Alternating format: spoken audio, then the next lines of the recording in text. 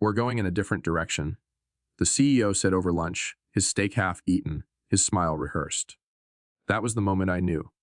I was being replaced. My name is Franklin Moore. I'm 42, and for the past 11 years, I was the architect behind the entire IT operation at Holloway Manufacturing. I didn't just run the systems. I built them, brick by digital brick, turning a half, broken network into a bulletproof infrastructure that kept 3 factories humming, day and night. It started as a temp job after my divorce. I was sleeping on my brother's couch when I fixed Holloway's first ransomware mess. No one expected me to stay. But I saw potential. These folks knew machines, not computers, and I knew how to bridge that gap. I built something they could depend on, from 5 people in IT to 30, from sticky notes and chaos to redundancy, backups, and uptime that beat industry standards. I gave them security, speed, and stability. I became the backbone. But that afternoon at Donovan's Steakhouse, the CEO, Robert Preston, informed me I was being let go. My replacement, Mason Callahan, the owner's nephew, young, MIT grad, fresh perspective, they said. I didn't argue. I just smiled. Because what they didn't know, I'd seen this coming. And I had a plan. One they wouldn't see until it was far too late. I didn't touch my steak when Robert Preston told me I was being replaced. Just listened, nodded, and smiled like it was all just business. That's what they always say, right? Nothing personal. My name is Franklin Moore, 42 years old, and until that lunch, I was the director of IT infrastructure at Holloway Manufacturing, the man behind every server, every security protocol, and every piece of digital machinery that kept our 3 Midwest plants running without fail. For 11 years, I lived and breathed that system. But now, I was being let go for someone younger, with fresh ideas. Mason Callahan, the owner's 29-year-old nephew, fresh out of MIT with a flashy RA Summe and 0 hands-on experience. What Preston didn't know was I'd seen the writing on the wall long before dessert. You don't spend over a decade running network security without noticing when people start snooping where they shouldn't. 3 months before the lunch, I spotted unauthorized access attempts in our admin logs, someone digging through my documentation, security redundancies, even custom tools I'd personally coded. They weren't just replacing me. They were stealing from me first. Thing is, I'd built parts of that system before Holloway ever hired me. A little tool called SyncCore, a proprietary interface I'd created while freelancing and licensed to Holloway under contract. It evolved over the years into the heart of our production scheduling and monitoring. Every upgrade, every patch, mine. And the original agreement. Clear as day, I retained ownership. After lunch, I went back to my desk and found my credentials already reduced. No longer part of the leadership chain. My name? Gun from the company org chart. I wasn't surprised. I just started planning. The next morning, I met Luis, my lead software engineer, at a diner before work. They're pushing me out, I told him. He didn't flinch. I figured, he said quietly. They've been asking me to explain things you built. Stuff I told them was proprietary. I started gathering everything. Source files, timestamps, emails showing my early development work. Before Holloway, I spoke with an IP attorney. Then I secured off-site servers. My goal wasn't sabotage, it was protection. If they wanted to continue using SyncCore, they'd need a proper license. I wasn't giving away what I had created just because Preston wanted his nephew to have a shiny toy. Then came the kicker. A vendor reached out, confused about a new licensing agreement, one I knew nothing about. Turns out, Preston had started quietly shifting our systems to a startup run by Mason's college buddy. It was a fire sale of everything I'd built. But what they hadn't realized, what they never understood, was this: I am not replaceable. Systems don't run on resumes or bloodlines. They run on experience, foresight, and the thousands of decisions made by someone who cares about keeping the lights on. And when you treat that person like a placeholder, don't be surprised when the lights go out. That's when I knew exactly what I had to do. It was just after 60 Helgerd a.m. when I met Luis at the corner diner. I hadn't slept much the night before, and judging by the bags under his eyes, neither had he. They're pushing me out? I told him over a cup of burnt coffee. You're not surprised, are you? He shook his head. I figured it out when they asked me to explain the systems you built. Things they should have asked you directly. I leaned in. I need your help, Louise. Not to sabotage anything. Just to protect what's mine. That's when we both realized we'd been preparing for this, in our own ways, for a long time. I'd spent the better part of 11 years at Holloway, manufacturing, building an IT infrastructure that was the envy of other plants in the region. I wasn't just their director of IT. I was the one who made sure every production line ran on time, every security hole was patched before it became a threat, and every machine could talk to the next. The software backbone of the entire operation was something I called SyncCore, a proprietary tool I started developing before Holloway even hired me. It was part of my portfolio when I joined, and I'd licensed it to them on the condition that I retained ownership. No one cared about that clause, until they thought they could replace me with the owner's nephew and take everything I'd built for free. So, with Luis's help, I started gathering what I needed. Not company data. That stayed right where it belonged. But my code, my original architecture, the documented evolution of SyncCore, complete with timestamps, backups, and licensing agreements. Every piece of it backed up to a private server, protected by legal ownership and years of careful planning.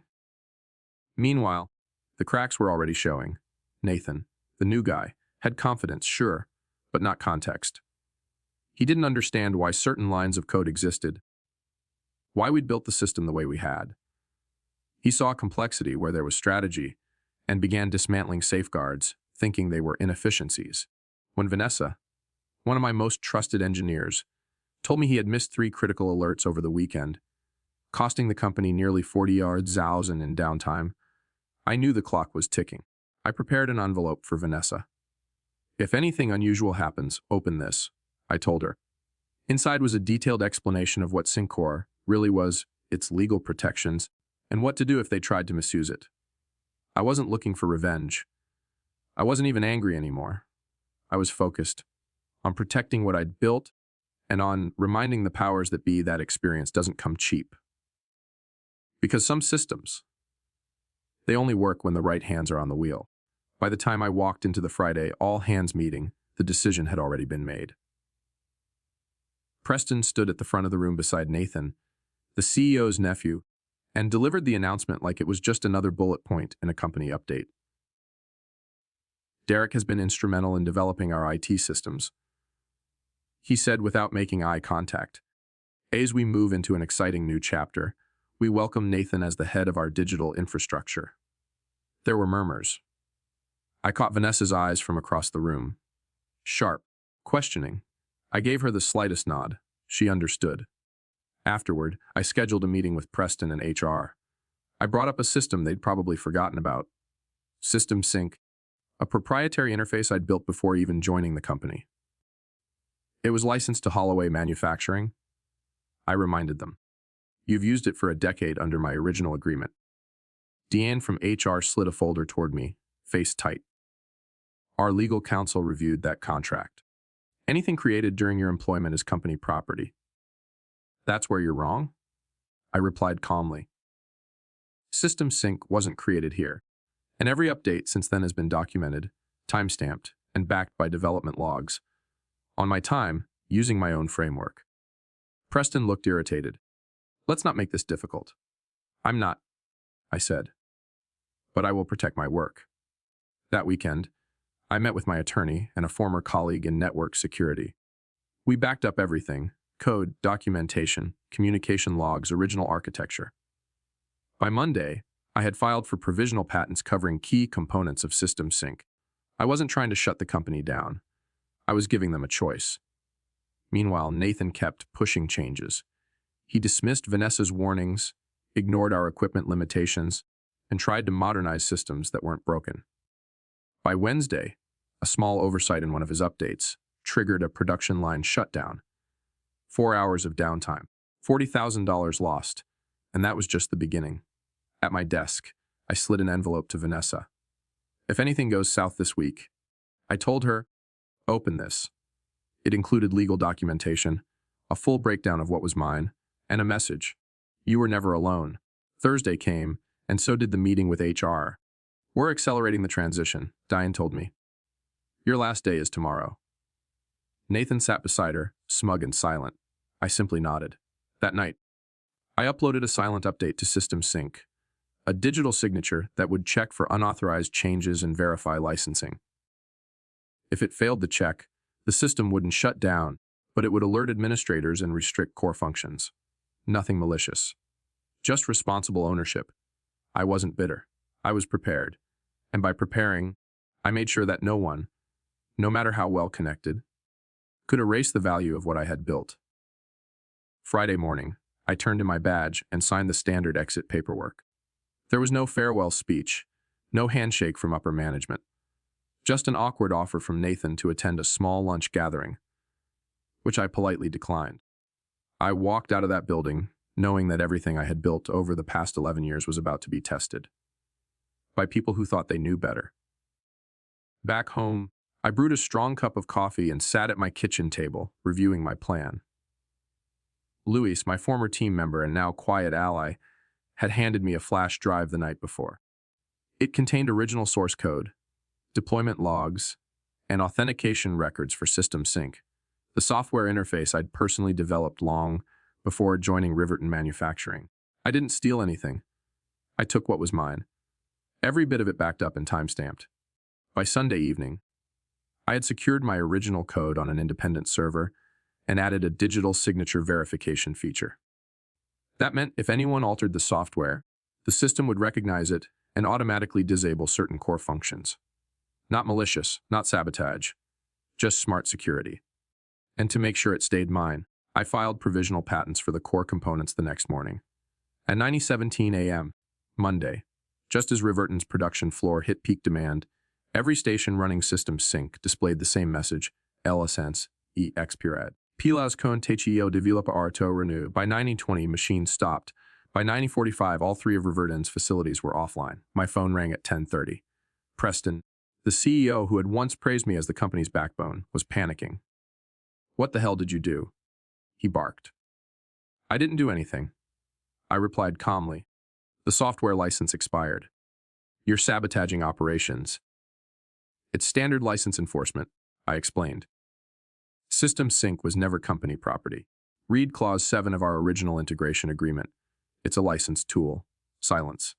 Then rage. Then bargaining. I had already sent a legal licensing proposal to Riverton's legal department. It was straightforward acknowledgement of my ownership, appropriate compensation for continued use, and an NDA covering the circumstances of my departure. By 5 p.m., they signed. 3 days later, I was sitting across from the VP of Operations at SyncCore Industries, the company acquiring Riverton. He slid a consulting contract across the table, double my old salary, total control over my hours, and the authority to lead integration between their systems and mine. What about Nathan? I asked.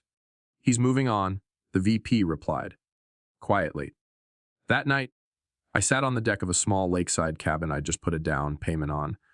The sun dipped low behind the trees, and for the first time in months, I felt still. Not angry, not vindicated, just peaceful. Because the lesson was clear: if you build something of value, protect it. And when they try to take it from you, let your work speak louder than your words. When I signed the exit paperwork and handed over my security badge, I thought that was the end of it. But what came next confirmed everything I had suspected. This wasn't just a fresh start for Riverton Manufacturing. It was a calculated dismantling. My replacement, Nathan Blake, didn't waste a moment. Within days, he had called a series of one-on-one meetings with every member of the IT team, not to transition knowledge, but to evaluate who was worth keeping and who wasn't. It was a purge in polite disguise.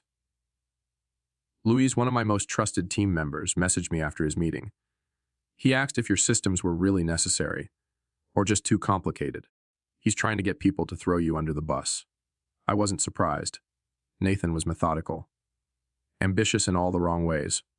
And now, with Preston's full blessing, he was gutting everything that didn't fit his textbook version of streamlined modernization. The real punch came when I checked my personal email. A supplier I had worked with for years reached out, confused about a licensing shift.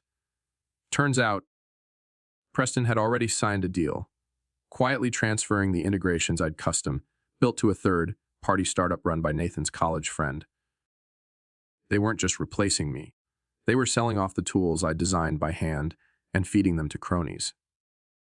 When I tried accessing the backup servers to retrieve my original code, System Sync, the interface I'd developed years before Riverton, I found my credentials revoked. No warning. No explanation. Just a cold lockout. That's when I knew I had to move quickly. I reached out to Darren, an old friend and network security expert. Over coffee in a highway diner, I explained everything. "Why now?" he asked. "Why push you out like this when the systems are running better than ever?" 2 days later, he had an answer. Darren uncovered a trail of documents and SEC filings.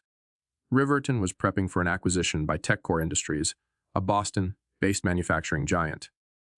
But the deal hinged on one thing: proof of cutting-edge infrastructure and a younger leadership team ready to scale. In other words, I was a liability to their narrative, and System Sync, the very software I had created, was now being sold as a key asset in the buyout. That made me both inconvenient and essential. I was never supposed to find out, but I had everything I needed: original code, pre-employment documentation, emails from Preston acknowledging my ownership, and a clear timeline. That night, sitting in my home office, lit only by the screen, I felt strangely calm. They thought they were playing chess, but they didn't know I had built the board. It was never about revenge. It was about protecting what I built with integrity, and not letting a few suits in corner offices rewrite the truth. Monday morning at exactly 9:17 a.m., as the production floor at Riverton Manufacturing kicked into high gear, every terminal running System Sync, the proprietary software I had developed years ago, flashed the same unexpected message: Science, expired. PLE EZKATT DVLPR2 or EO9020. Line 1 had shut down. 10 minutes later, lines 2 and 3 followed. By 10:30 a.m., my phone rang. The caller ID showed Preston Campbell, Riverton's CEO. I let it buzz once before answering. "What the hell did you do?" Preston barked. His voice was strained, urgent, laced with panic. I didn't raise my tone. "I didn't do anything," I said calmly. "System Sync's license expired, just like it was set to." "You're sabotaging our operations?" "No, I'm enforcing the license terms." I paused for effect. Check Clause 7 of the original agreement. The company was granted a license, not ownership. There was a long silence. Then, he muttered, "We'll fight this. I've already forwarded a new licensing agreement to your legal department. It outlines terms for continued use. Nothing more than what's fair. Recognition of my ownership, reasonable compensation, and a confidentiality clause regarding my departure." By 300 that afternoon, Riverton's attorneys had reviewed the documentation. It was airtight. By 500 p.m., they signed. That evening, I sat on the deck of a small lakeside cabin. I just put a down payment on using part of my first consulting check. It wasn't extravagant. Just a modest place with a view of the water, a fire pit, and space to breathe. As the sun set across the lake, I realized I didn't feel triumphant. I felt justified. 3 days later, I was sitting across from the vice president of operations at TechCore Industries, the very company acquiring Riverton. He slid a contract across the table. "We still want Riverton," he said, "but we want you to lead the integration process as an external consultant. Flexible hours. Remote work. Double what you made before." I raised an eyebrow. "And Nathan?" I asked, referring to the owner's nephew who had replaced me. The VP offered a knowing smirk. "He's exploring other opportunities." I signed. Within weeks, Vanessa joined me. Then Louis, and soon nearly half of my former department was consulting with me, not reporting to me. We weren't rebuilding the past. We were building something stronger, something built on mutual respect, not politics. The real lesson: it's not just about creating great systems. It's about knowing their worth and knowing yours. If there's one thing I hope people remember from this story, especially those of you who've spent decades building quietly behind the scenes, it's this: never let anyone take your value for granted. Protect what you build. And when the time comes, let the results speak for themselves. A year after I was let go from Riverton, I found myself sitting alone on the deck of a quiet cabin by the lake. The wind was soft, the waves lapping gently below. It had been 12 months since I handed in my badge, walked away from a company I had helped build from the ground up, and watched as they tried to replace me with someone cheaper, flashier, and, truth be told, less experienced. But the truth has a way of surfacing. After my departure, system after system I'd built started to fail. They had ignored the foundation, dismissed the blueprint, and erased the builder. In time, they came back, not with apologies, but with offers. And this time, I made the rules. I didn't seek revenge. I sought respect. Today, I run my own consulting firm. My old team. Half of them work with me now. We don't punch clocks, we build legacies. Quietly, efficiently, on our own terms. If you've ever felt discarded because of your age, experience, or quiet strength, don't let it shake your worth. What you've built matters. The late nights, the hard decisions, the systems you held together, they all meant something. And when others try to forget your value, be the one to remind them. Through your actions, not your anger. Have you ever felt undervalued despite giving your best? Share your story in the comments. We'd love to hear from you. If this story inspired you, don't forget to hit that like button, subscribe, and turn on notifications. More real, life stories of resilience and redemption are coming your way.